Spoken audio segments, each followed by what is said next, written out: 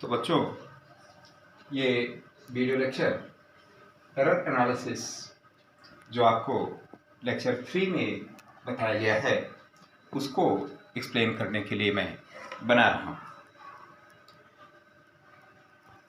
यह हिस्सा एक्सपेरिमेंट से भी रिलेटेड है। तो पहले तुम्हें यह देखना है कि फिजिक्स एक एक्सपेरिमेंटल साइंस है। इसमें जो बताया जाता है वह मेज़र भी किया जाता है। इसीलिए कहेंगे कि measurement is a process of comparison of the amount of A quantity with its standard unit. The result of every measurement by any measuring instrument contains some uncertainty, that is error.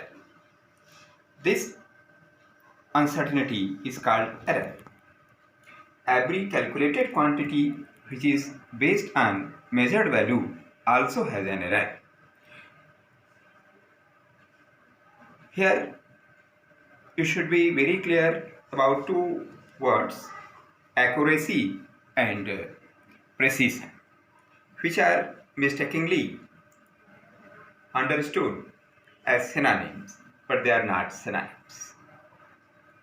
Accuracy means how close the measured value is to the true value, and precision means up to what resolution the given quantity is measured. You see, whenever we make a measurement, it contains some error. For example, if we are measuring the length of a straight line using meter scale, you align 0 of meter scale here, and this is 4.5 and 4.6. The length of the line is greater than 4.5 centimeter and it is less than 4.6 centimeter. If we have to measure it by meter scale, then either we will write 4.5 centimeter or we will write 4.6 centimeter. Whatever we will write, it will contain error. If we reduce the least count of the measuring scale, now it is possible that the line has length 4.54, 4.55. The line is greater than 4.54 centimeter and it is lesser than 4.55 centimeter. Again, whatever we will write, it will contain error. We can reduce the least count further. Then the length of line may be 5.43, 5.44. The line is greater than 4.543 centimeter and it is lesser than 4.544 centimeter. So you see, there is always possibility that there will be error in the measurement. The errors of measurement are of two types. One type of error is called systematic error.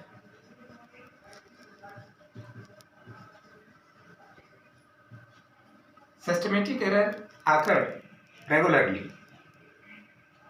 It may take place due to some imperfection in the measuring instrument.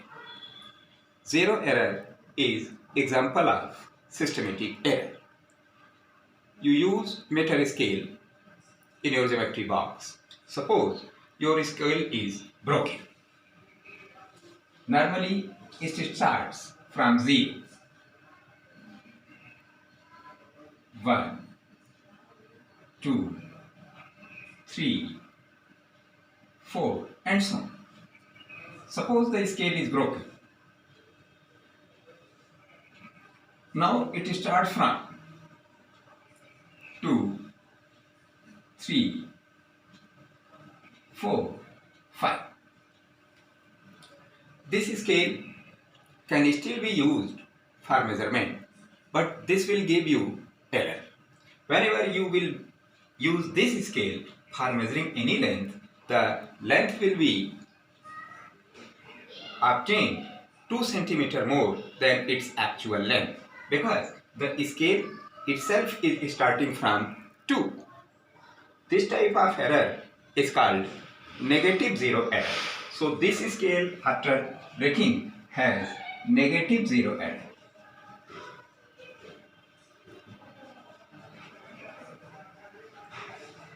If a scale is marked wrongly, suppose this is 0, 1, again 1, 2, 3. If you will use this scale for measuring a length, it will measure 1 centimeter lesser. So the error in this scale is positive by 1 centimeter.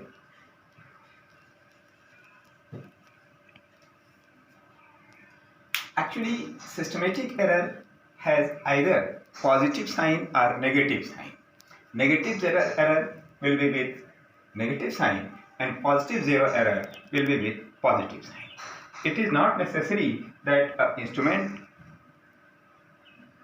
definitely has systematic error, that is zero error, but due to wear and tear, zero error appears in the instrument.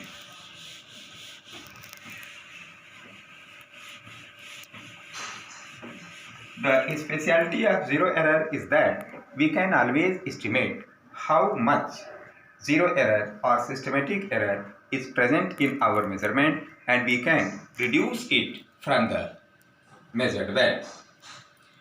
Systematic error, another type of systematic error is personal error, which occurs due to personal bias.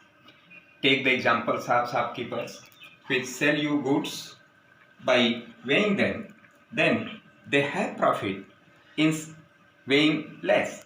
So they will try to measure deliberately less. If you are asking for 1 kg, they will try to weigh lesser than 1 kg, suppose 9,050 grams and so on. So they are knowing how less they are weighing. So systematic error can be reduced from the measured value. The other type of error which should be more emphasized is random error. Random error occurs due to uncertainty in the quantity itself. Suppose you set out to measure the population of India, then it is impossible to tell the exact number of people here, because every day some people are dying and many people are newborn. So we cannot tell what is the exact amount, exact number.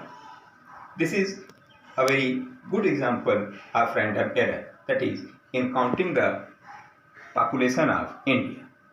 या दूसरा example अगर लें कि हम अपने सिर के बाल गिनेंगे, तो सिर के बाल भी गिनने इसलिए संभव नहीं है क्योंकि हर दिन कुछ नए बाल उगते रहते हैं और कुछ नए बाल टूटते रहते हैं।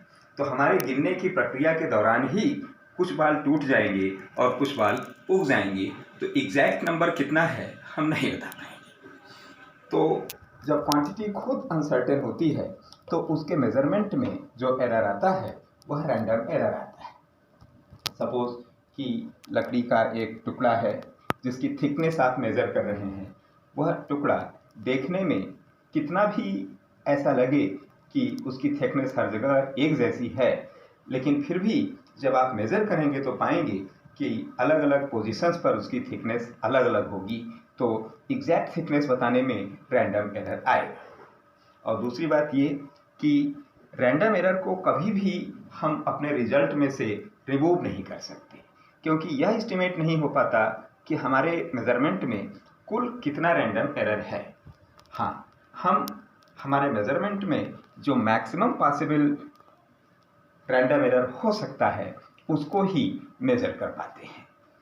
तो रैंडम एरर एस्टिमेट करने के लिए ही जब आप कोई एक्सपेरिमेंट करते हैं तो आपसे कहा जाता है कि एक्सपेरिमेंट के प्रोसेस को आप कम से कम 3 बार रिपीट करिए। तो 3 बार रिपीट करेंगे तो क्या होगा, आपको 3 मेजर्ड वैल्यूज मिलेंगी।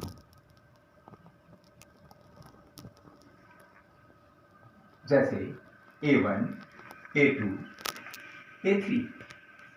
यह ज़रूरी नहीं है कि ये सब अलग अलग हों या एक जैसी हों, लेकिन इस बात की पूरी संभावना है कि इसमें से कुछ बराबर होंगी तो कुछ अलग होंगी। सभी मेजर्ड वैल्यूज का जो मीन लिया जाता है वह मीन वैल्यू या एब्सोल्यूट वैल्यू कहलाता है।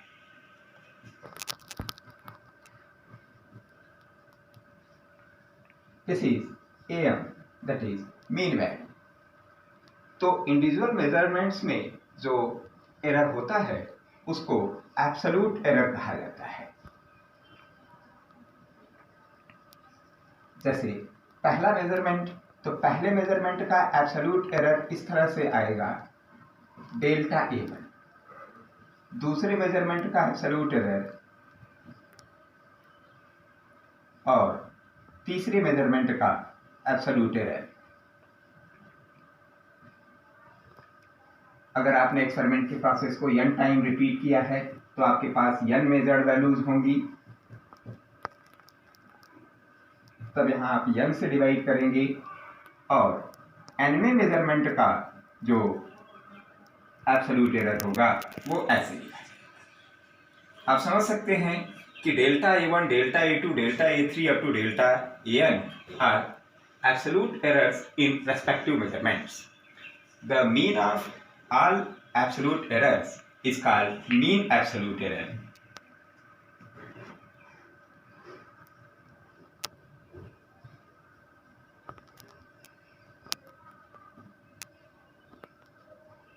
Mean absolute error. तो मीन एब्सोल्यूट एरर की साइन प्लस माइनस हो जाती है, क्योंकि मीन एब्सोल्यूट एरर कैलकुलेट करते समय ये जो एब्सोल्यूट एरर्स आई हैं, अगर कोई नेगेटिव आया है तो उसको भी हम पॉजिटिव ले लेते हैं, और इसीलिए हम ये कह रहे हैं कि हम केवल मैक्सिमम पॉसिबल रैंडम एरर का ही कैलकुलेशन कर पाते हैं। तो मीन एब्सोल्यूट एरर ऐसे होगा plus minus delta, plus delta A1, delta A2 plus delta A3, delta AN upon n। तो ये मैग्नीट्यूड्स का मीन लिया गया है, जो नेगेटिव थे उनको भी पॉजिटिव कर लिया गया है, और इसीलिए यहाँ पर अब साइन क्या हो गई है, प्लस माइनस हो गई है। मीन एब्सोल्यूट एरर इवैल्यूएट कर देने के बाद रिलेटिव एरर या फ्रैक्शनल एरर। तो रिलेटिव या फ्रैक्शनल एरर इस तरह से होगा, that is mean absolute error divided by mean value. फिर परसेंटेज एरर। परसेंटेज एरर का मतलब होता है रिलेटिव एरर इंटू 100।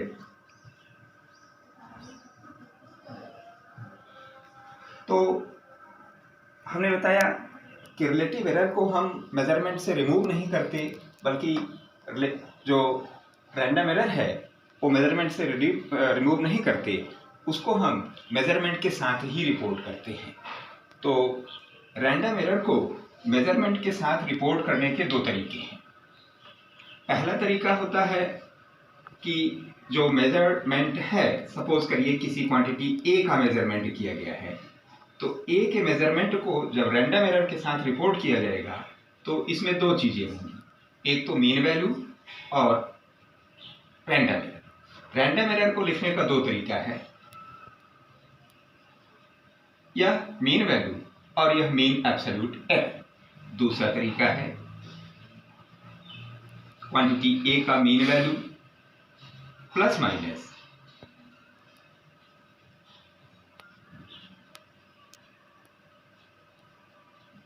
ये परसेंटेज एरर। तो रैंडम एरर दो तरीके से रिपोर्ट की जाती है। कैसे आप पहचान पाएंगे? अगर रैंडम एरर लिखा गया होगा तो यूनिट रैंडम एरर के बाद लिखा जाएगा। सपोज हमने लेंथ का मेजरमेंट किया है, लेकिन अगर परसेंटेज एरर लिखा गया है तो मीन वैल्यू के बाद ही यूनिट लिख दी जाएगी और परसेंटेज एरर के आगे कोई यूनिट नहीं लिखा रहेगा। इसको आप परसेंट का जो सिंबल बना रहेगा उससे भी पहचान सकते हैं। तो अभी तक जो बात बताई उसका मतलब ये है कि हम अगर कोई मेजरमेंट करेंगे तो रैंडम एरर का एस्टिमेशन करने के लिए हमको मेजरमेंट के प्रोसेस को सपोज n टाइम्स रिपीट करना पड़ेगा। n टाइम्स रिपीट करने के बाद हम मीन एब्सोल्यूट एरर या परसेंटेज एरर को इवेल्युएट कर लेंगे और उसको रिजल्ट के साथ रिपोर्ट करेंगे। इसीलिए एक्सपेरिमेंट के प्रोसेस को 3 या 4 बार रिपोर्ट करने के लिए कहा जाता है। जब आप एक्सपेरिमेंट करेंगे तो रैंडम एरर का एस्टिमेशन भी करना। अब आइए देखें कि अगर हमने किसी क्वांटिटी का मेजरमेंट किया है तो डेफिनेटली उसमें रैंडम एरर होगा। सिस्टमेटिक एरर की बात नहीं करेंगे क्योंकि सिस्टमेटिक एरर रिजल्ट में से रिमूव करके तब रिजल्ट को रिपोर्ट किया जाता है। तो अगर मेजर्ड वैल्यूज को एड या सब्ट्रैक्ट करके किसी दूसरी वैल्यू का कैलकुलेशन किया गया है, एडिशन और सब्ट्रैक्शन,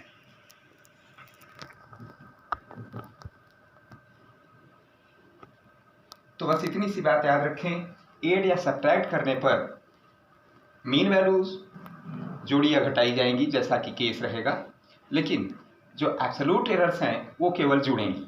सपोज क्वांटिटी ए का मेजरमेंट किया गया है तो इसकी मीन वैल्यू और मीन एब्सोल्यूट एरर इस तरह से होगी। क्वांटिटी बी का मेजरमेंट किया गया है तो इसकी मीन वैल्यू और मीन एब्सोल्यूट एरर इस तरह से होगी।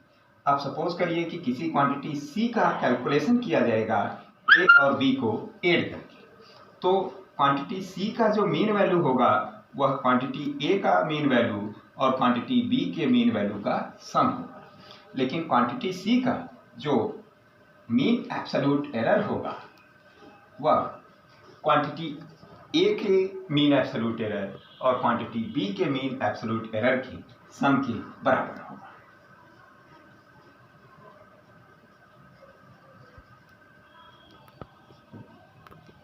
एग्जाम्पल के तौर पर अगर देखा जाए कि जैसे दो लेंथ हैं, पहली लेंथ लिखी है 2.4 प्लस माइनस 0.1 सेंटीमीटर, दूसरी लेंथ का भी मेजरमेंट किया गया है 1.5 प्लस माइनस 0.2 सेंटीमीटर। तो यह जो 2.5 है यह L1 का मीन वैल्यू है और जो ये 0.1 सेंटीमीटर है यह L1 का मीन एब्सोल्यूट एरर है। इसी तरह से L2 में ये जो 1.5 है यह मीन वैल्यू है और ये जो 0.2 सेंटीमीटर है यह मीन एब्सोल्यूट एरर है।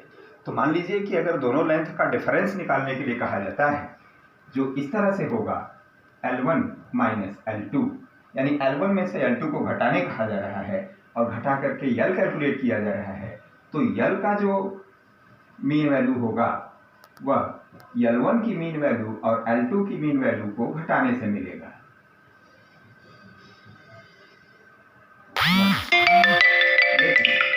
जो क्वांटिटी L है, L का जो मीन एब्सोल्यूट एरर होगा वह L1 के मीन एब्सोल्यूट एरर और L2 के मीन एब्सोल्यूट एरर को जोड़ने से मिलेगा। दरअसल ध्यान ये दीजिए कि एरर में माइनस साइन यूज नहीं होता है। क्वांटिटीज चाहे जोड़ी जाएं या घटाई जाएं, लेकिन उनके एब्सोल्यूट एरर केवल जुड़ते ही हैं। इसी तरह से अगर मेजर्ड वैल्यूज को यूज करते हुए उनमें आपस में मल्टीप्लाई या डिवाइड करके किसी दूसरी क्वांटिटी का कैलकुलेशन किया जाता है तो कैलकुलेटेड क्वांटिटी में जो एरर होगा वह इंडिविजुअल मेजर्ड वैल्यूज के एब्सोल्यूट रिलेटिव एरर के सम के बराबर होगा। यानी इन मल्टीप्लिकेशन एंड डिवीजन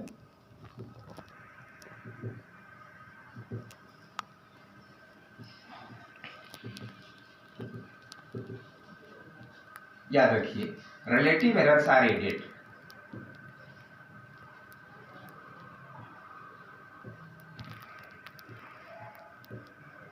यानी एरर केवल ऐड होता है, घटता नहीं है। मल्टीप्लाई नहीं होता है, डिवाइड भी नहीं होता है। जैसे मान लीजिए क्वांटिटी ए का मेजरमेंट किया गया था तो इसकी मीन वैल्यू ये थी, मीन एब्सोल्यूट एरर ये था। क्वांटिटी बी का मेजरमेंट किया गया था ये, और mean absolute error delta B. तो अगर क्वांटिटी सी का कैलकुलेशन ए और बी को मल्टीप्लाई करके किया जाना है तो क्वांटिटी सी का जो मीन वैल्यू होगा वह ए और बी की मीन वैल्यू के प्रोडक्ट के बराबर होगा, एम इंटू बी एम। लेकिन क्वांटिटी सी का जो रिलेटिव एरर होगा यह क्वांटिटी ए की रिलेटिव एरर और क्वांटिटी बी की रिलेटिव एरर के सम के बराबर होगा, यानी इस तरह से।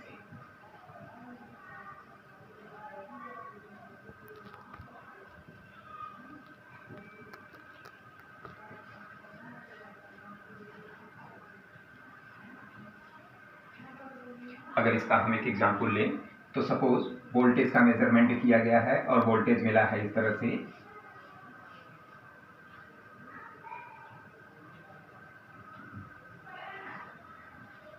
100 प्लस माइनस 5 वोल्ट। तो 100 यहाँ पर मीन वैल्यू है और ये जो 5 वोल्ट है वह रिलेटिव मीन एब्सोल्यूट एरर है। करंट का मेजरमेंट किया गया है, करंट मिली है इस तरह से 5 एम्पियर प्लस माइनस 2 एम्पियर। क्या मतलब है इसका? 5 यहाँ पर मीन वैल्यू है और 2 यहाँ पर मीन एब्सोल्यूट एरर है। और अगर हम रेजिस्टेंस का कैलकुलेशन करेंगे तो हम जानते हैं कि रेजिस्टेंस की कैलकुलेशन करने के लिए ये फार्मूला यूज किया जाएगा, R = V/I। तो रेजिस्टेंस की मीन वैल्यू होगी, रेजिस्टेंस की मीन वैल्यू वोल्टेज की मीन वैल्यू और करंट की मीन वैल्यू को डिवाइड करने से आएगी 20। अब रेजिस्टेंस में रिलेटिव एरर कैलकुलेट करना होगा। रेजिस्टेंस का जो रिलेटिव एरर है वह इस तरह होगा, जो कि वोल्टेज के रिलेटिव एरर और करंट के रिलेटिव एरर के सम के बराबर होगा। तो वोल्टेज का रिलेटिव एरर इस तरह से होगा 5/100 प्लस करंट का रिलेटिव एरर 2/5। तो रिजल्ट को हम परसेंटेज एरर में बताने के लिए क्या करेंगे, दोनों तरफ 100 से मल्टीप्लाई कर देंगे, परसेंटेज एरर इन R आ जाएगा प्लस माइनस 5/100 प्लस 2/5 इंटू 100। तो ये आ रहा है प्लस माइनस 5 प्लस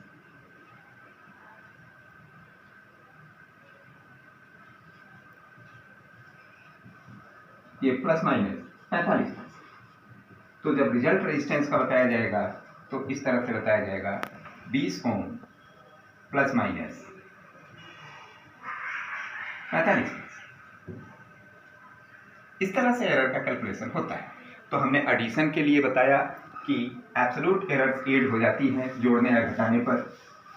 मल्टीप्लिकेशन और डिवीजन के लिए बताया कि रिलेटिव एरर्स ऐड हो जाती हैं मल्टीप्लाई या डिवाइड करने पर।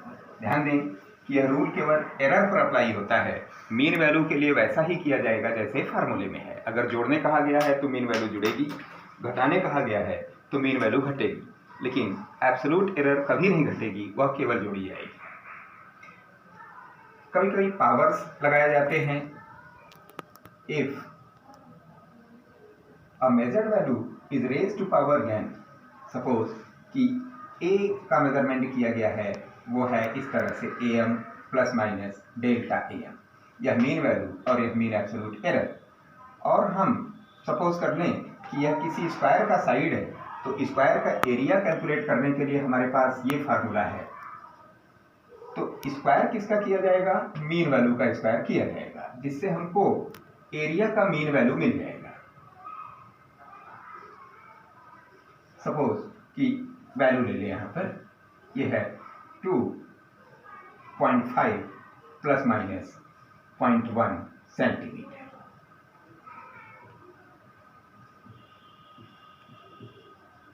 तो 2.5 का स्क्वायर किया जाएगा,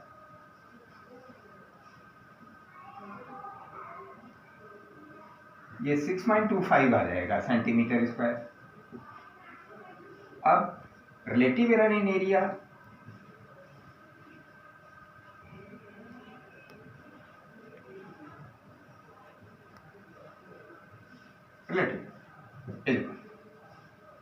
रिलेटिव एरर 0.1/2.5 और जितना पावर लगाया गया है पावर का रिलेटिव एरर में मल्टीप्लाई हो जाएगा और साइन इसकी प्लस माइनस ही रहेगी। तो इस तरह से ये बन गया 2/25। अगर हम ऊपर नीचे 100 से मल्टीप्लाई कर दें तो ये 4 हो जाता है, यानी 8/100 यानी 0.08 ये रिलेटिव एरर। इसमें 100 से मल्टीप्लाई कर दें तो परसेंटेज एरर इन एरिया बन जा रहा है 8%। तो एरिया की रिपोर्टिंग इस तरह से की जाएगी 6.25 सेंटीमीटर स्क्वायर प्लस माइनस 8%। तो ये जो पावर लगाने वाला रूल बताया, सबसे ज़्यादा क्वेश्चन इसी पर पूछे जाते हैं। एक एग्जांपल हम आपको दें।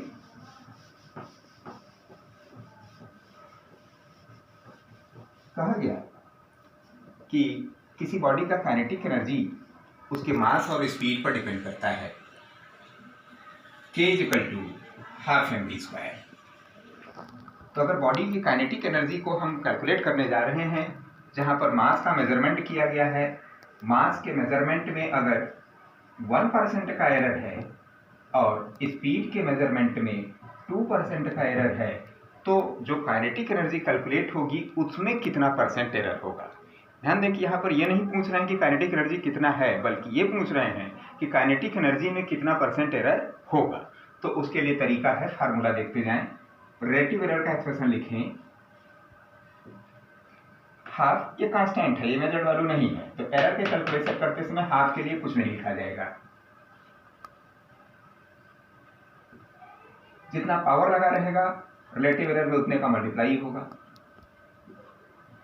दोनों तरफ अगर 100 से मल्टीप्लाई करेंगे तो percentage error in kinetic energy मिल जाएगा।